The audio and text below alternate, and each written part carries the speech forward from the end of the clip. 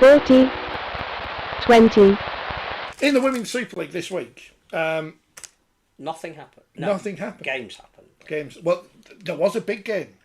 Unfortunately, none of us could see it. Why did no one put York versus Wigan on to watch? In fact, to be fair, that is the performance of the weekend. 32-10, 22-0 up at half-time. York are back. You know, Did they ever go away? Well, no, because they're still above Leeds in the table. But they are back. There's two things with that. The marker is down. It's a fantastic result for York, who, lest we forget, are the defending champions. Yeah. And which I think some people have forgotten. Yes, haven't been given enough credit for that.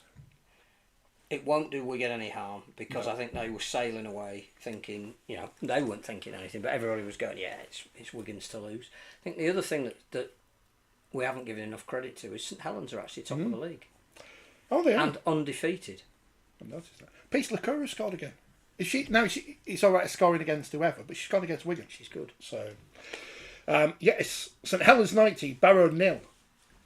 There'd be a concern about Barrow, I think, because they had such a good year last year, and I know that we went to the launch of the women's season, and Amanda Wilkinson was saying it's almost like we're starting again because of the number of people. But it's safe to say that they haven't kicked on this year. 90-0 is not a defeat they would have had last year. Congratulations. Oh, what have you seen? That's not the current logo, is it? I thought it was a purple one. Yeah, it is a purple one. Because women's is purple, wheelchair is green. Green? Yeah. Sorry. That's okay, because I can't remember the results if they're not in front of me. Big scores, I think. Lee, 10. Leeds, 40. Well done, the Rhinos. Lucy Murray. Very good again. And stupid Huddersfield, stupid Giants, not...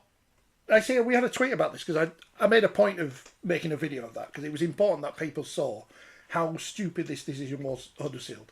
That's what the first thing they should have asked Ken Davey on this other podcast was, why do your women's team kick off at the same time as your men's team, pretty much, in a different part of your town? But they won 52-4 over Warrington. Against the same opponent. So again, that's disrespectful to the players and the coaches and the supporters, because we had a tweet from the Supporters Association at Huddersfield.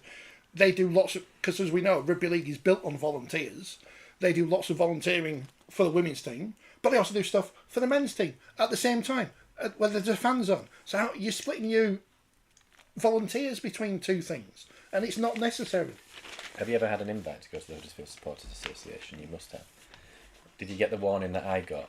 You probably didn't because you're not a referee. But I got a warning about this old lady. Do you have an umbrella? She was all right. So, we're coming towards the end of the Women's Super League season. And what we don't know is who's going to win the Woman of Steel award. Because unlike the men's, which has the exciting table, which has gone quiet now, we don't know who's going to win. We've no idea. So here's some names who could be... Nor the process of how it's selected.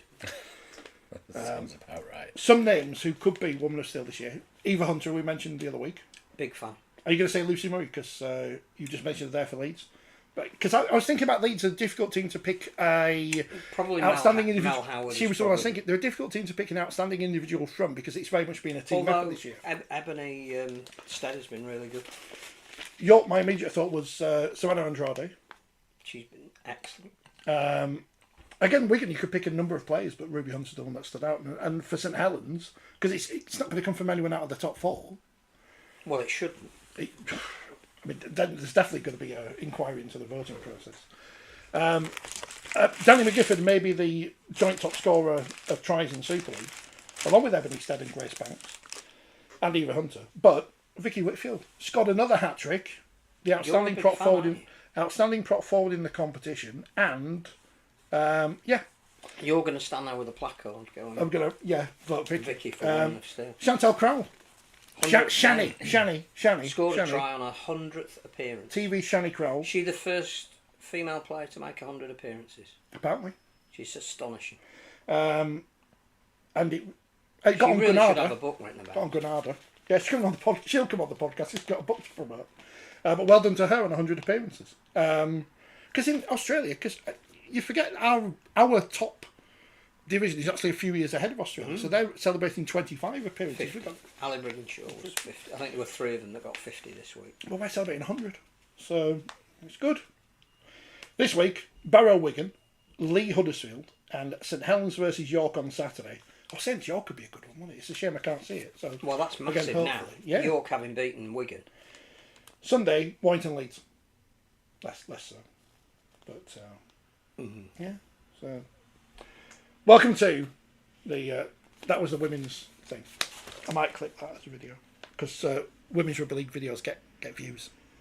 And we're all about the views. Get our IMG points up. Exactly. Andrew Have says... we got our application in? Well, We've got till Thursday. Expression of interest. Yeah. I spent all Bank Holiday Monday looking for mini roundabouts to paint with the North Korea flag, just in support of the pylons. Andrew says, Ford was at York when we played at Odsal with AstroTurf corners. It's not much better now. Ian says, not Carl Phelps out as well. So St Helens have got no wingers because Murphy's injured as well, isn't he? Phil says it's hard to pick a woman of steel. So few games are televised. Correct. And as I said earlier, the highlights packages that the club's putting out, they're not good enough. Not good enough. We've got to... Where's the story I was reading earlier?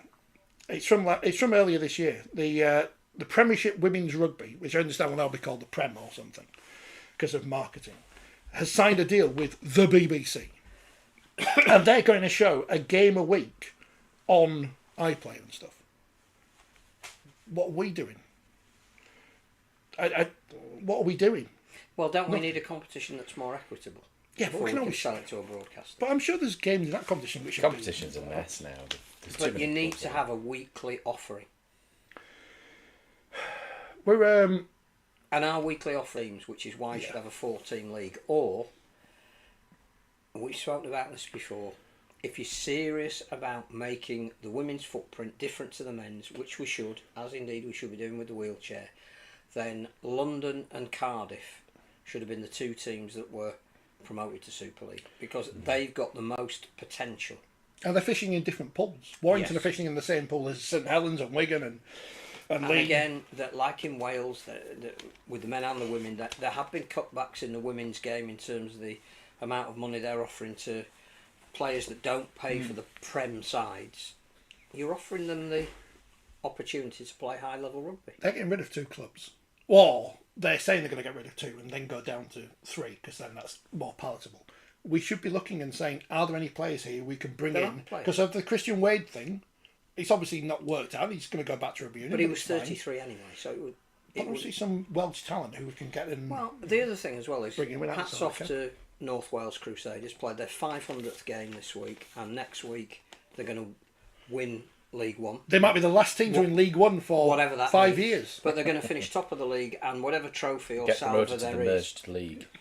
But they're going to win a trophy, aren't Yeah. they? Yeah. Because they've been the most consistent team in the division that they've played in this year. Well, that's a foothold in Wales, isn't it?